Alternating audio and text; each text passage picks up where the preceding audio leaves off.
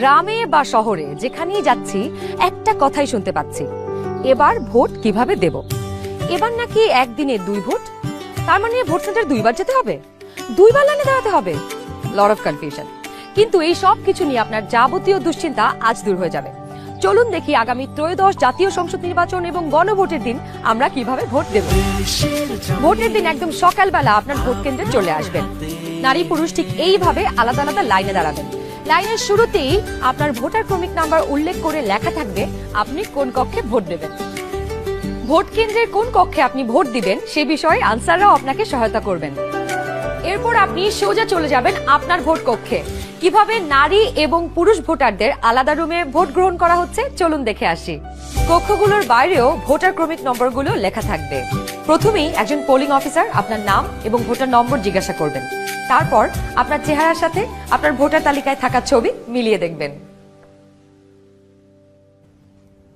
এটা আমি, এখানে একটু খারাপ আসছে ছবি। বাবার নাম আনিসুজ্জামান। ভোটার আয়শা খানম, ভোটার নং 0157। প্রথম পোলিং অফিসার আপনার নাম এবং ভোটারের ক্রমিক নম্বর জোরে উচ্চারণ করবেন যেন কক্ষে থাকা সহকারী প্রিজাইডিং অফিসার এবং পোলিং এজেন্টরা শুনতে পারেন। এরপর দ্বিতীয় পোলিং অফিসার আপনার আঙুলে অমোচনীয় কালি লাগিয়ে দেবেন। তারপর আপনি চলে যাবেন সহকারী প্রিজাইডিং অফিসারের টেবিলে। প্রিজাইডিং অফিসার আপনার ভোটার নাম্বার লিখে আপনাকে 2টো ব্যালট পেপার দেবেন। জানি এবার গণভোটের জন্য গোলাপি ব্যালট, আর সংসদ সদস্য নির্বাচনের জন্য সাদা কালো ব্যালট। বাহ! ব্যালট পেপার নেবার সময় আপনাকে স্বাক্ষর করতে হবে। আপনি চাইলে টিপসই দিতে পারেন।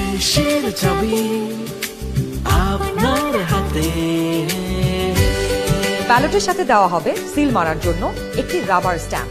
আপনি 2টি ব্যালট এবং রাবার স্ট্যাম্প নিয়ে ভোট দেবার গোপন কক্ষে যাবেন।